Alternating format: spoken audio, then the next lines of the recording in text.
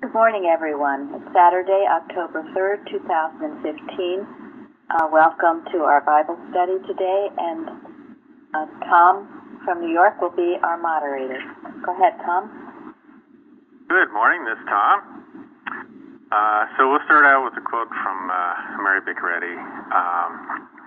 The student of science and health with key to the scriptures would tell you that his higher life is a result of his conscientious study of science and health and connection with the Bible. Thank you. Miscellaneous. So there we go. So we're going to connect with the Bible this morning. Our topic is crossing the Red Sea. This is one of the more obscure stories in the Bible. Oh, yeah. So it's about time we talked about it. So, all right. So, anyway, the stories in Exodus 13 and 14. So, our first question is, what was the quickest route to the Promised Land? And you might start out, whoever answers this, so like, where were they to start out with, you know? Well, weren't they in the land of Goshen? In Egypt, that area? Yeah. And then the quickest... So where though is the land of Goshen? It would be the east of the Nile. So it was Egypt, right? In Egypt, yes. Isn't it Kind of where close to the Joseph... Mediterranean, I guess. It was a very rich delta, and it's where Joseph settled his family when he brought them down to Egypt. That's interesting. And he got the dispensation to do it because of his significance in Egypt. Right. Learning lots of things. Yeah, so they were, that's where Joseph was, and as we just heard, and the sort of northern part of Egypt near the Mediterranean Sea and the Delta area, which is very fertile and seemed like a good place to live. So, who was telling us what was the quickest route to the Promised Land? That would be me. Yes, please. According to what I could find, and it actually says such in the lesson, that they would go through the land of the Philistines, and then when I was looking in one of the commentaries, it said that it had been a trade route along the coast to the Gaza Strip, the Gaza area. But they would have... So it goes, I'm sorry, so it goes east and then north, right? That would be the quickest? Yeah. Yeah, right up along the coast of the Mediterranean. Well, they said it was a splendid highway that ran up the coast. It would have only taken, it was less than 250 miles, less than a month's journey. But it had a problem about it. Yeah, the Philistines already lived there. They would not have appreciated all of these Israelites going through their territory. And God was concerned that they might become discouraged if they had to battle the Philistines again. And go back, right? Yeah, they might get discouraged and want to go back to Egypt and become slaves again. But we know that happened anyway. So, yes.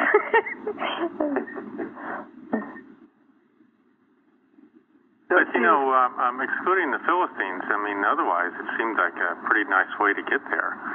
As someone said, it was like a big road and along the Mediterranean Sea and well-traveled. And A no-brainer.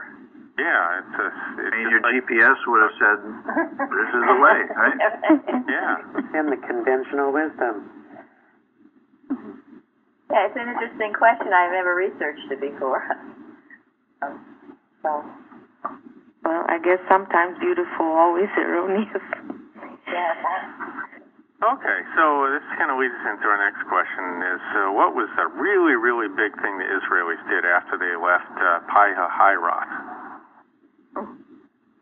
Now, everybody tell me that they've heard that place, right?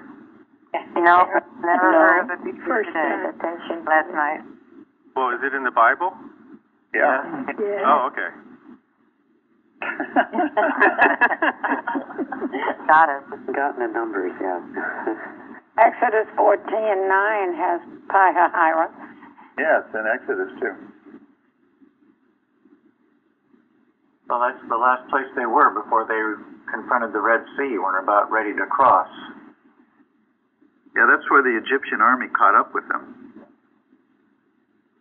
I read that they went north again a little bit before they came back down or south again and crossed the Red Sea. So, was that a diversionary tactic, or? I don't know. That's what I read a lot of Bibles last night, and that was I found that someplace. Yeah, it's very confusing, and I think people have argued over this for centuries, but there was a little bit of moving around here and there before they actually crossed over the Red Sea. But, at the end of the day, we should walk away knowing a couple things, is they did not take the straight route, the easy route, except for the Philistines, to the Promised Land. They went south, and they left from Pi-hahiroth just before they crossed the Red Sea. So they're kind of going south into really forbidding land, leaving that rich delta area, going out into the desert and wilderness, away from the Mediterranean Sea and where all the people are. So what stands out to me is it says in Exodus 13, God led the people about. And it's so easy to question God's direction, but the shortest route in the long run that I'm finding is letting God lead. You don't have to go redo it again. I read somewhere, too, that they had to take that route so they could not quickly return to Egypt and just give up. Follow God. Oh, that's interesting. Yeah. And they were following the pillar of cloud and the pillar of fire, so wherever they went. Yeah, those are the most important points. It was God directing, and they followed. That was what we all must do, whether it's the quickest route or the longest. And sometimes, as we've talked about, it's the longest. The quick fix is going to work. Sometimes it takes the longest route to get where you want to really be, the most honest route. And if it's, as Linda said, if it's with God, it saves you from retracing your footsteps. But of course, again, the Israelites ended up having a very, very, very, very long route and retracing their footsteps many times. Okay, so just before we go to question 3, but just to sort of recap their departure. It was after the 10th plague, the firstborn were killed, that Pharaoh called Moses and Aaron to him. And he basically reached the end of his rope at that point, I guess. So he called them. It was in the middle of the night. And the interesting thing is, when he told them to go, because they feared, it says in there, they feared that every single one of them were going to die, not just the firstborn, but they're all going to die. So the Israelites, they left then, right there in the night. But there were at least 600,000 of them, and depends on how you want to count it, but some people said that was the males, some people said that was just the people assembled in that area, so that there were other Israelites in the land of Goshen. So at any rate, the minimum number was 600,000, but probably a lot more left. So they couldn't all leave during the night. So it says in there that obviously they were traveling during the day, they left in full view of the Egyptians, very openly. They didn't hide, run away. Did it right there out in the open.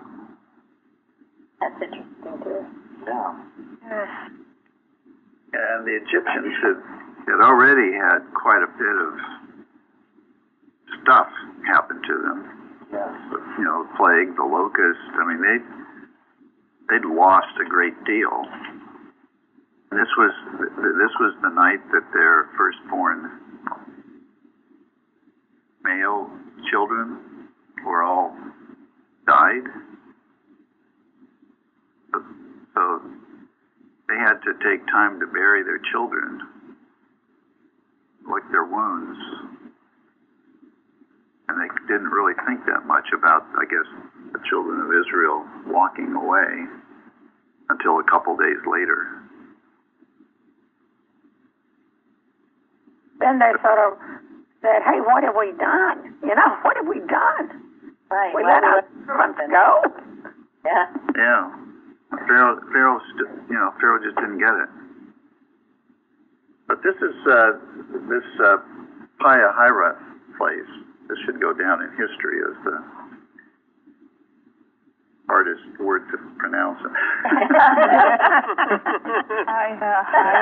Well, you did outstanding. Thank you. Well, I just followed your lead, Tom. But I thought it was really fascinating because this is where the Egyptian army caught up with them, and scared them to death. And this is kind of where they kind of had no choice. This is also the place where God rebuked Moses for not pushing them forward. Remember, this is where Moses wrote that God said, why are you bugging me? Push them forward. Yeah, that was very interesting. Moses was the one that had to take action. He was appealing to God, and that's sometimes true in our own lives. We don't want to take action. We want God to do everything, and that's just God helps those who help themselves. It's just, can't always just wave this magic wand and expect everything to be great. And I think that's the point here. Moses was expected, and it was a very, very tough job he had to do, but he was the leader. So very often, we are the ones that have to take some kind of action. We can't just sit in our prayer chairs or be cowering somewhere. It wasn't easy being Moses. No, it was not at all. It wasn't easy being Jesus. It wasn't easy being Mary Baker Eddy. Well, certainly not.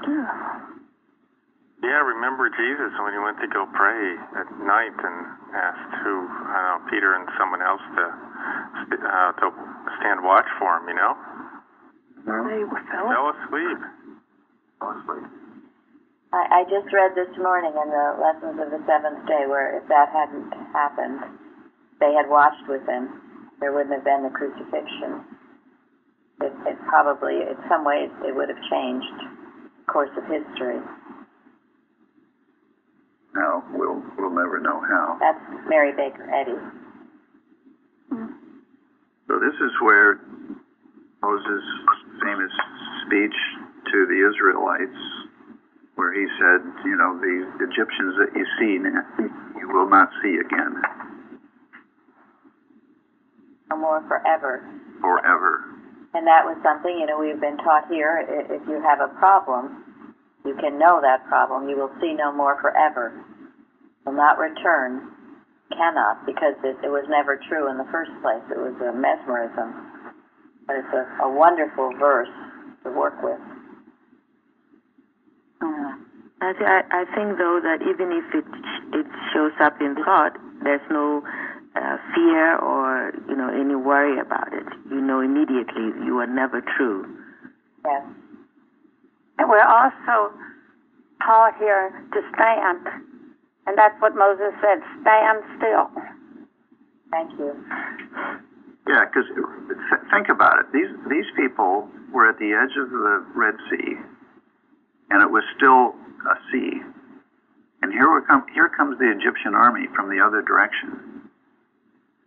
and there is no sign yet, there's a way out. To go along with that, I don't know when I read it was years ago, that the Red Sea actually did not part until Moses put his toe into the Red Sea. So he had to go forth. Exactly. That's great. Exactly. It required a change of thought, didn't it? They had to stop fearing, stop looking back, and they had to go forward with what God told them to do, even though they couldn't see the way. They had to have faith and trust, which they did not have. This was teaching them that lesson. Go forward. You wrote about it. What did you say about it, Lauren? Yeah, I said that, in our own lives, I think it happens often when you've been given a truth. You need to trust and go forward, take some action. Suffering. You just go forward with the truth, trusting God. Yes. So to answer Tom's question, what was the really big thing that they did? That was really a big thing. Even though the sea hadn't opened yet, to stand still, see the salvation of God, and still march forward was big. I think it's often we want the assurance. We still want something more to see. I think give me a sign or something that is saying that I'll be okay. It's just the same thing, not trusting enough. Yes. Reminds me, too, of the story of the psychologist and the magician in the Eustace book, where he had to walk through the cave, and he knew that the magician had done things to make him hallucinations, really, make him believe things were there that weren't, but they seemed so real. Horrible things, walking off a cliff or a lion about to attack, and he had to have the faith to keep walking. And when he did walk, and the illusion left. Sometimes he was absolutely scared to death. It seemed so real. But he went forward, and the illusion left, and so it will for all of us. We have that courage and faith to go forward. I think that's what moral courage is. I'm finding being at Plainfield, sometimes that going forward is really a small step, but it's still a step. True. And if you take those smaller steps, if you ever come to a bigger one, you will be less daunted by it. Yes. Thank you. One thing that struck me about this story is that I know that the children of Israel at various times wanted to go back to their old slavery again. Because I think, they'd been there for 400 years. It was fertile land. So to a degree, there were some comforts there. But the thing that got me was that there was a lot of familiarity. They didn't want to leave what they were familiar with until things got so bad that they were forced to. So I got to ask myself, am I willing to drop some things that I might be very familiar with for the sake of progress? And the other thing that hit me was, like in the responsive reading, it asks the question, will you be afraid of the power? There is a power that's moving us onward and forward. Are we afraid of it, or are we with it? So. What are some ways that we would go back? In many ways, I have my own thing about when I was to leave medical nursing, and it was something that I was so familiar with. I'd done for almost 20 years. It was very difficult because, first of all, it took so long to get the license here, and then, from human reasoning, it's like, this is what I know how to do, and there's so many jobs around that I can do, but I had to leave it then. I just had to. I had to go forward, leaving all that behind to learn a new life. as God directs, of course. And it took some time, but I prayed till I had the courage to one day just say no and gave up the license. And, life is different. Thank God. Thank you. Thank you, Florence. And that is why you are of such good use to God today. Yeah, because you were willing and obedient to do that, despite how hard it was. The easier path would have just been to stay put in what is familiar, as Bruce said. Anyone else? For me, it would be not to do the watches, which I love now, but it's not to do all this work. Well, maybe tonight you don't have to. Well, no, you can't do that. You have to do the work. Thank you. Is this your favorite television show? Yeah, I don't even have a TV anymore. Bless you. Oh, God. That was a big sacrifice.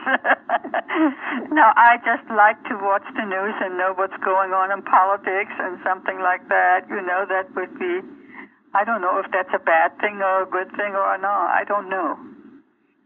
You watch it to be informed, but not to get mesmerized by it. And Yeah. often what we never know what we're getting is whether it's the truth or not. Yes, and it changes all the time. Yes. For me, it would be to ruminate about what appears to be showing itself, like people running around becoming violent with each other, like the refugee situation here in Hamburg is getting quite violent on both sides. And to just not say this is not the truth about God's ideas, that we are all one. So that's really important, not to get into the old thinking of saying, oh, this is terrible, and ruminate about how one could humanly work it out, instead of to do what they had to do with, which was to work with Moses' idea. He put his foot in the water, and it parted, and to really believe that.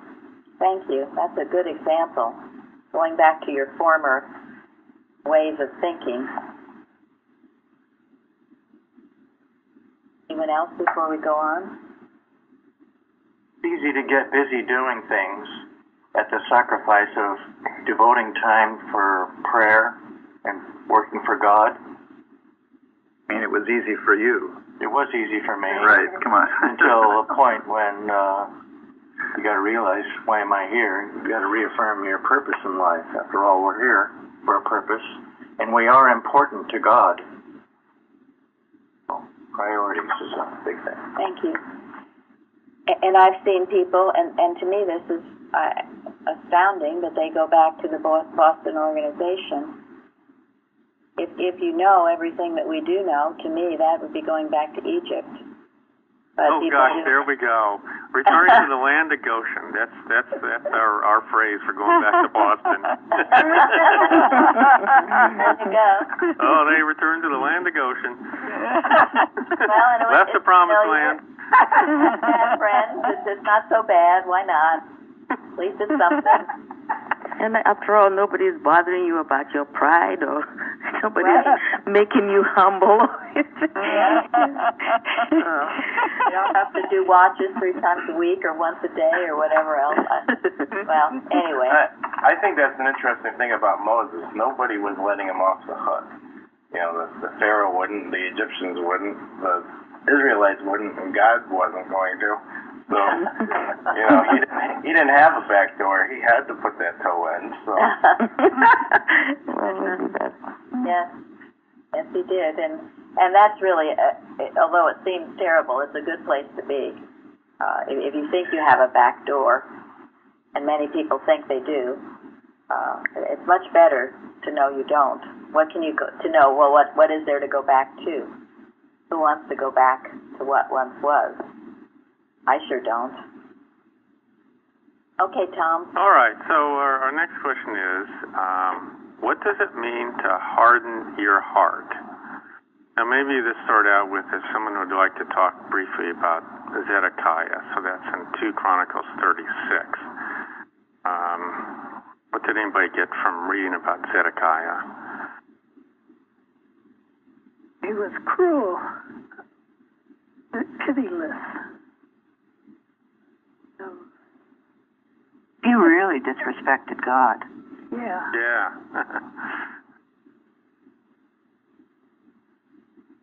You want to tell us briefly, Tom? Oh, okay. Well, basically, Nebuchadnezzar made him swear to God to Nebuchadnezzar.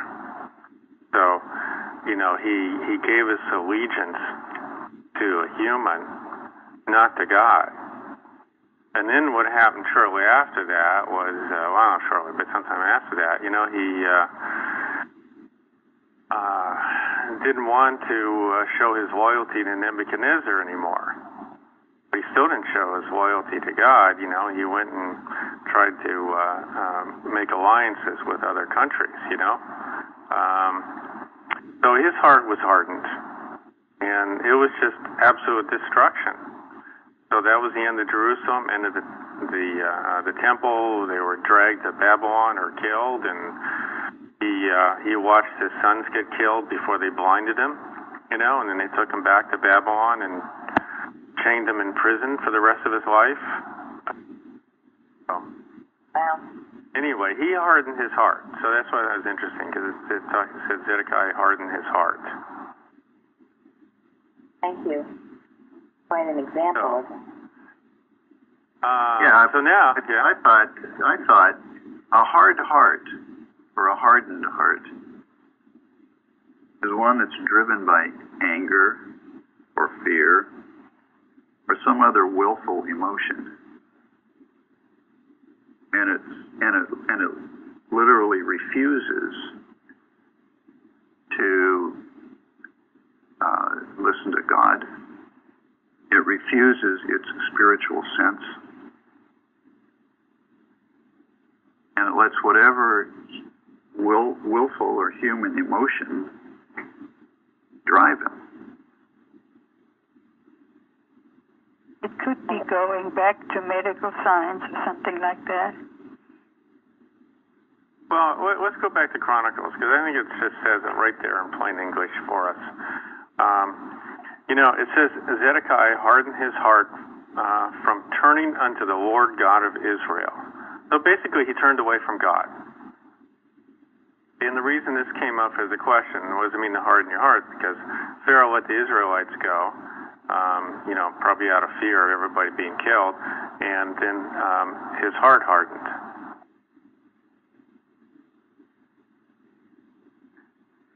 And it didn't matter. You see, what happened, all these things were happening, but his heart was hardened even more. I mean, I'm talking about the locusts and the plagues and the children dying, and it's also unrepentant sin.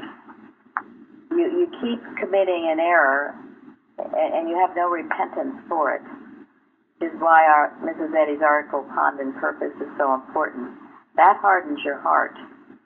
And I'm not talking about, just going to a confessional and saying something just to get yourself off the hook. But I'm talking about true repentance, where you are sincerely sorry. Your heart is softened. You've yielded before God. You've admitted you've made a mistake. You've shed some tears over what you've done. And you vow never to do it again. The hardened heart just won't do that. Nope, I'm not saying sorry. I'm going forward. I don't care who I've stepped on, who I've hurt. I'm going forward on this one. Human will, all the adamant of error in full bloom, marching forward. I wanted to address that thought about going to the medical. Seems to me with hardening the heart, it's more of a state of mind, and you can't always judge by the actions on the outside, because I think there's a lot of Christians who have a hardened heart, and to me that's the worst kind of good-looking, acting people who are saying they're worshiping God, but their hearts are hardened to God. So I don't really think you can judge by outward actions necessarily if someone has a hardened heart. Thank you, and that's a very good catch. Thank you, Linda, because going to the medical is not a hardened heart. No, sometimes it's a softened heart. and who are we to judge that? But that is not an example of a hardened heart. Thank you very much. I feel like they had the word incorrigibleness in one of the commentaries, and I looked it up, and I thought it was something a little different. But what the definition was basically someone who's beyond getting correction. And that was under, they had listed under the hardened heart a couple of different places. I thought they went so far they were beyond being corrected. They've ignored their conscience for so long, they have no longer a conscience. Like Judas, he said he was, I read in our lessons that he was beyond help. Because he could not be, Judas knew what, Jesus knew what Judas was, and Judas could not be healed. Right, and Mrs. Eddy said that if he could have healed Judas, he would have. Sharon? I think it's also ingratitude, because if you harden your heart, you're not grateful for what's been done. And the ingratitude makes a hardened heart. If you're grateful for things, it softens you to take the rebukes or whatever you learn the lessons you need to learn. Thank you. So true. Gratitude opens the way.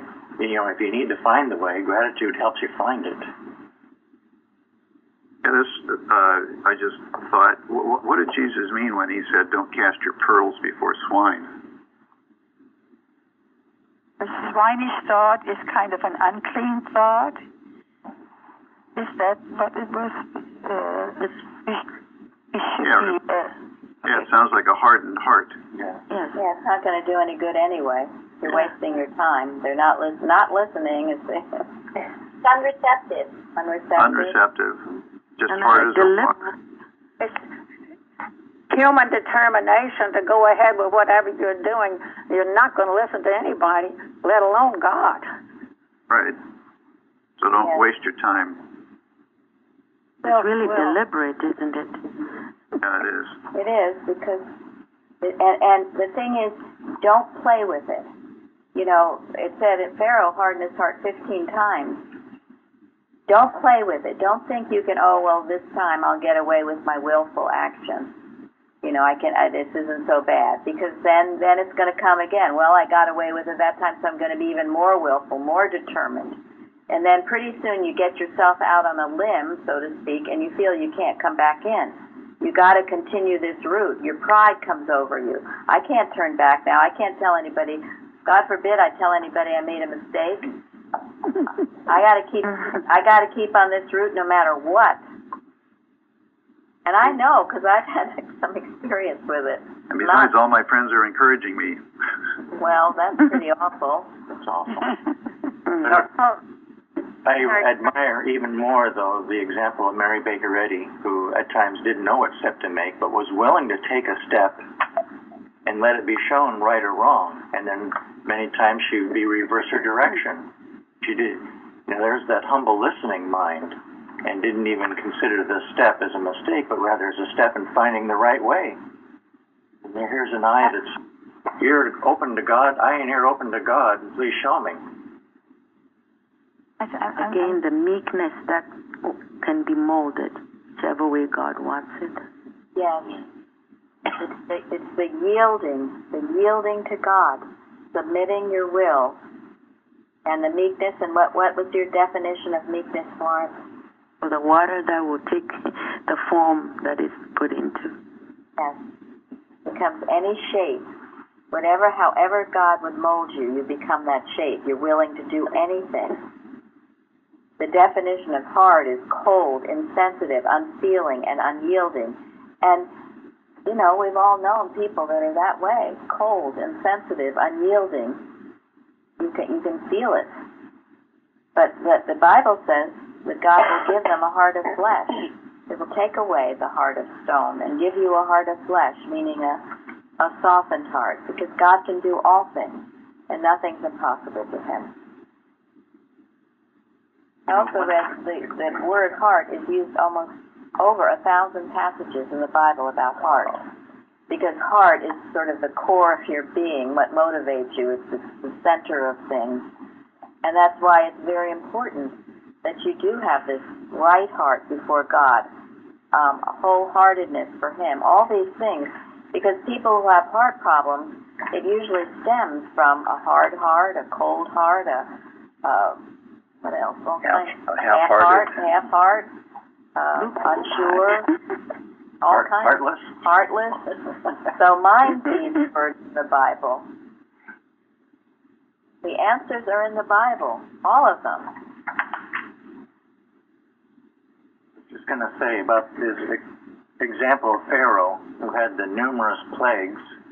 And if you look at each and every one of the plagues, it's obvious that it was not somebody doing anything to him or them.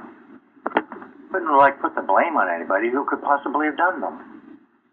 And yet he persisted. It's quite a graphic example of the intense human mind, and it's true. And in your own experience, when you start having these things happen, things that aren't good, take it as a sign, as a warning. Don't harden your heart and keep going on the path. And it's true of our nation. I mean, we're seeing it right now. We better wake up. You're being chastised all over. Yeah. We are having some difficulties, and the only reason is it's a lack of God in our nation. A lack of God. You can't point the finger to anything else. And when you have it in your own home, it's a lack of God. Something's lacking. If you're having problem after problem, it's a lack of God, not because of God, but a lack of God. I also found that to harden one's heart is to forget. When Jesus fed the multitudes with just a few loaves and fishes, it says that immediately after witnessing that, the disciples were told to get onto a ship and go to the other side. And Jesus, meanwhile, went up to a mountain to pray. And that night was terribly windy, and they were rowing against the wind when they saw Jesus walking on the water toward them, and the wind ceased. And it said they were so incredibly amazed at seeing Jesus. And then it goes on to quote, "For they considered not the miracle of the loaves, for their heart was hardened." So I thought that was really interesting that they had just forgotten so quickly, so instantly. It had just been hours earlier that they had seen this so-called miracle of the loaves and fishes, but they were just so shocked at seeing Jesus on the water. And it also made me think that that was the case with the Pharaoh. He almost instantly had forgotten what was going on in those past days, all the awful stuff that was happening that was obvious. God's hand was in all of it. And because of his pride, he just so quickly forgot and started doing this evil stuff again. Thank you. That goes back to what Sharon said about the ingratitude. How quickly we forget. You have a healing, and instead of rejoicing and thanking God and magnifying it and testifying and all that, you're on to your next problem. I know Florence, the nice practitioners, see it. They hardly pause to give thanks. Sometimes you don't even hear any thanks. Months later, someone will say, "Oh yeah, that was healed a long time ago. Everything's fine." And yet they're on to the next problem. It's unbelievable, and that is mortal mind in full bloom. Absolutely. You think of that, hear the miracle, all these loaves and fishes. I mean, they just should have been in awe of that. Instead, they forgot it so fast. The human mind is always looking for what's wrong in the problem and never seeing the good. Like the 10 lepers, isn't it? They were all healed, but only one came back to give thanks. And I think if you're grateful, if you're grateful for the little things, if you're working on something and there's a light, enlightenment through something, you have to be grateful for it and go forward with it. But then, if we are not, then here it comes. You go back to, sticking with the error that you're supposed to be getting away from. And then you go from problem to problem instead of from glory to glory.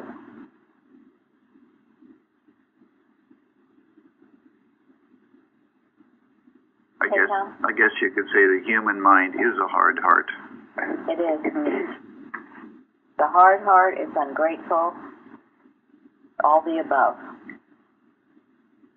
And it leads to destruction. So if we think about Zedekiah, he turned away from God, and the kingdom of Judah was destroyed, and the Pharaoh, when his army and the chariots chased after the Israelites, it says that not one of them survived. Completely, his army was completely destroyed. And the era destroyed itself. One of the things that kind of shocked me the first time I heard it from Mrs. Evans in one of our classes was the fact that the objective of the human mind is to kill. So if you go along with the human mind, you're on a path of destruction. Because it doesn't know anything else. That's all it can do is destroy itself. So we're talking about human goodness as well, which is why Mrs. Eddy came after that sense of human goodness, trying to do good with no God in it.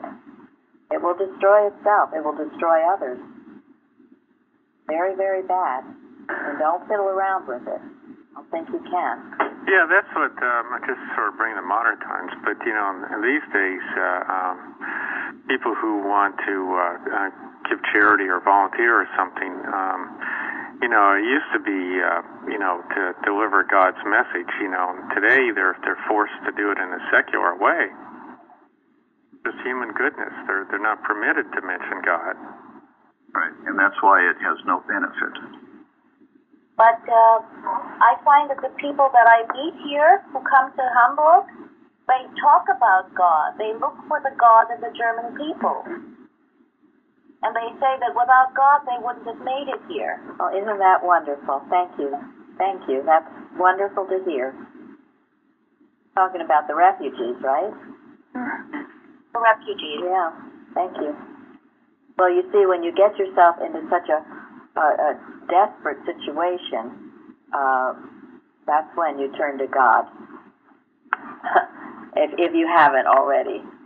So that's why I think Matthew Henry said anyone who's a sailor becomes a Christian because they're out there in the ocean with nobody to help them but God. Thank you for that, Zari. I'm glad to hear that. And that there are no atheists in the foxholes, right? That's right. Yes, very good. And that may be why God directed the Israelites down into the desert instead of along the plush highway. Yes. Yes. There were so many lessons that the Israelites needed to learn. And this extremely difficult situation was the schoolroom in which to learn them. Moses certainly was learning it. How we doing, Tom? Oh, well, let's go on to our next question. So number 4 is, how does one hold your peace? Or what does that mean? Stop complaining. Stand still and trust God to do what He promised. Yeah. Not reacting. Quickly. Another thing, it was remember your blessings. There's that one about, I think it's in Science and Health about, put your finger in front of your lips and remember your blessings. In the prayer section, yes.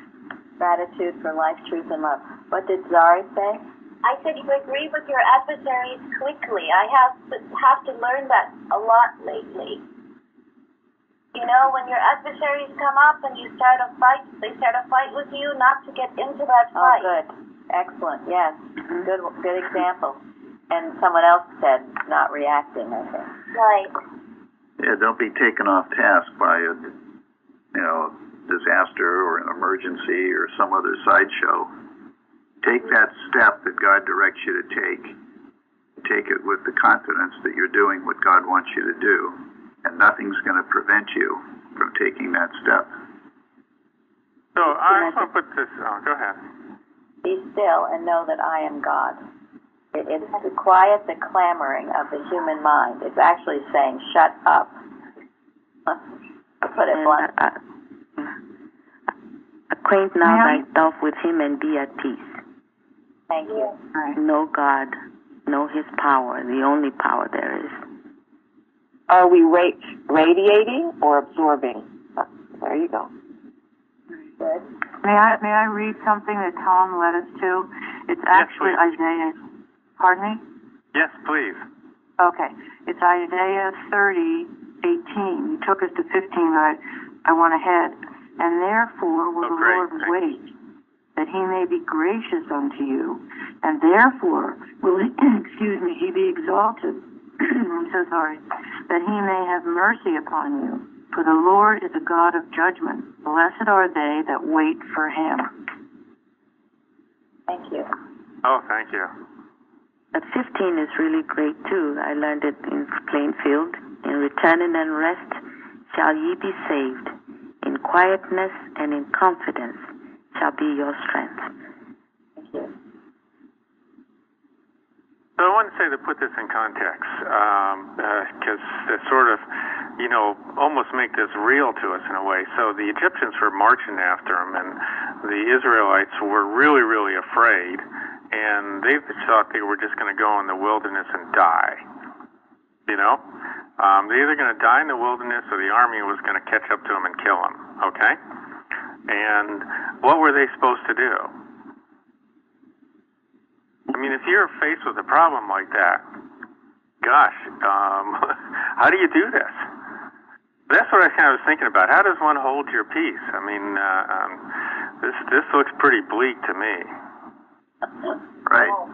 Yes. Right. But things right now look very bleak for for all of us, and we have to know that God has a plan. Otherwise we go on from pleasantness to pleasantness, and we never learn anything. That's the only way you learn. Well, the answer to Tom's question is to acquaint yourself with God, and in a hurry. Yeah, because what did Daniel do? It was because he knew God was 7 hungry lions, So I guess we have to take from those examples. There's nothing else to do. But there's nothing else to do. And Daniel had been faithful for many years. Yeah. He was already very well acquainted with God. So when he was put in the lion's den, he knew what to do. God was there with him.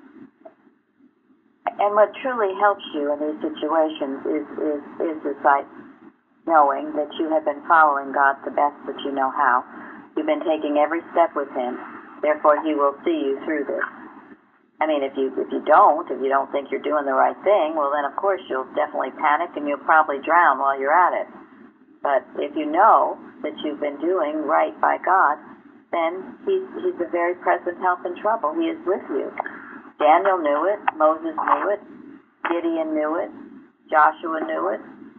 Jesus knew it. Mary Baker Eddy knew it. And all of us here today should know it as well. Hitherto the Lord has helped us. Hitherto he will. That in this path, no matter how rough it gets, he will open the way for us and show us. And if it means opening up the Red Sea, he will do that as well. So I just want to say, I thought the watch this week really helped sort of understand this. It says basically to touch lightly on air. So they're either going to go in the wilderness and die, or the Egyptian army is going to catch up to them and kill them all. So touch lightly on that. It's kind of what it's telling us. Yes, know that there's nothingness to the air. And then focus on turning to God. Good. That's where because when you have a humanly impossible situation, you have no choice but to turn to God. It reminds me of when Mrs. Eddy was having the Mother Church built, she gave the people in the church who were responsible for having it built, she gave them an impossible deadline. She gave them a deadline that, according to all the architectural and structural and engineering,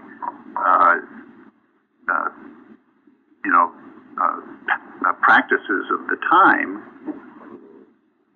it couldn't be done. But she insisted. It had to be a demonstration. Yeah, it had to be a demonstration. She was asking for demonstrations. She was requiring it. Yeah. Because if it wasn't demonstrated, it wasn't going to stand. She knew that. And she knew that. So they, in their challenge here, had no choice but to rely on God to get it built in the time that was they were given. And this is what all of this, the symbolism of it all, she calls her original church a prayer in stone, because even getting all the money to have it done, it was all demonstrated with God. That is, and Carpenter says the best problem you can have is one that's humanly impossible, because that means that you've got to turn to God. So that's a cheerful thought. If you ever feel like something's impossible, know that that's a good thing. And when we were sued by Boston, we didn't have much money in our treasury. So we had a choice. We either fight the suit and figure out where to get the money, or cave and just fold up. And it was clear that caving and folding up was not an option. So we went ahead. We trusted God. We were not doing this for ourselves. We were doing this for the cause of Christian Science. And we could feel Mary Baker Eddy smiling on us. So we went ahead and fought the lawsuit. And we had donations come in from around the world. And we spent $250,000 on our lawyer, who did a wonderful job and was willing to take us to the Supreme Court of the United States if necessary. And it was for nothing. And it turned out it wasn't necessary, because once the Supreme Court of the state of New Jersey ruled in favor of true Christian Science, the board of directors in Boston gave up. Thank God we have your church. Well, thank God. Yes, exactly. And thank God we have God, and we have those who have gone before us and set a good example for us. Yeah, Mrs. Evans and her husband, they went forward. They stepped forward, not knowing. But they had the courage and the faith in God to do that, and led a group and started the watches and all of these things, which we are continuing, and it is what this church is based on. That courage, that faith, and love for God and all mankind. One of the things that I found was very heartening was that the donations came from many different people. In other words, there wasn't any rich individual out there that just dumped a load of money on us. It came from many different people we'd never heard of before. Yeah. When all was said and done, the final tally was actually $268,000. Yeah, and at that time, and even still, that was a lot of money. Yeah. We couldn't have possibly done it on our own. So we held our peace. Wonderful. Yeah, we shut up the voices. Demonstration. Yeah. All the voices that said we couldn't. We were just a little church. And we should Thank God you did. Thank God you went forward. Because we didn't have you. Thank God we had that leadership at the time. And we could do no other. Something that we should never, ever forget. So I just wanted to say, I think, just because we're getting towards the end of the hour, we were talking about question 6, so I'll just give quickly on question 5. Is basically, after they crossed the Red Sea, there was just lots and lots of murmuring. Okay? So I think it'd be nice if we just continued talking about question 6, you know, so go ahead. But anyway, that's what I say. So then we can sort of end our session on 6. Yeah. Faced with a problem before crossing a Red Sea, what should we do? Well, and Gary kind of explained that. When you're faced with a humanly impossible situation, you get on your knees and acquaint yourself with your Maker. And no, you don't have the answer, but He does. He does. And then be willing to take that first step. Because it's telling you to back off, to cower, to cave in, as Gary said. Got to go forward and trust God. And then maybe even the second is more challenging, the second question. Yeah, because after they crossed the Red Sea, the first thing they did was they sang a song of praise to God. Mm-hmm. But within 3 days, they were complaining because they were thirsty. Yeah. I mean, they almost forgot that they had the Red Sea parted and had drowned the Egyptians. Yeah. They were so hungry and thirsty, and they complained immediately, really. I mean, that was sort of hardened hearts. Yeah, you know, I puzzled over this for years, and so when I was reading it this week, because I didn't understand all this, but I sort of felt like this week when I was reading it that after they crossed the Red Sea, they just had a big giant party, and they really weren't thanking God. I mean, maybe I'm oversimplifying it, but I think because they weren't thanking God, that's where shortly after that, all they started doing was complaining and murmuring and. You know, it led up to when Moses went up in the mountain, and then they said, "Oh, we'll create our own altar and God," you know. And Moses said, "You're murmuring against God, not me." Yes, right. What came to me was you can't get euphoric when something good happens. You have to keep humble and keep thanking God, and that's the only way to keep the blessing. Yes. Yeah. And to gain confidence in what has brought the healing or what saved you, you know, to know what did it and stay grateful, like Sharon says. And I like the idea of the confidence, because it should give you confidence. For the next thing, you build. You build on it. Instead of forgetting it, you build on it. Mrs. Evans used to call it stars in your crown of rejoicing. When you have a wonderful demonstration, a wonderful healing, it's like you mentally put this star on your crown of rejoicing, and you don't ever get rid of it. You remember that star. It shines brightly. And then you add another one, and you add another one. And you keep those stars in thought and in mind, and are always grateful for them. Don't let your fire run low, and your inspiration run low. That's up to you to keep it fueled, and you keep it fueled largely with your gratitude. Yeah, so that was interesting, because let's go back to the Isaiah that's in our Bible study here. It says here, actually I think it might be in a different verse below, but anyway, it says, you know, if you hold your peace, basically, and you're turning to God and so forth, this is kind of like a result in a way, but I don't want to say this in the sense that that's what our objective is, because we should just live it. But, you know, you'll be a beacon upon top of a mountain. That's a quote from Isaiah. Oh. Example for others. Wonderful. 30:17. Yes, thank you. Because that's the whole point. When you've had overcome victories, is then an example to others, to share it with others. And this comes now with the maintaining. What do we do? What do we do? We've won our independence, all of that. So what do we do now? We give back, and we maintain it, keeping it as pure as we can, and our love for God and our work, all of this is maintaining it. But that's a lovely thought. Thank you, Tom. A beacon, a shining light for others. When you come through a difficulty, the only reason then is to share it with others and say, listen, this happened to me, it'll happen to you, brother.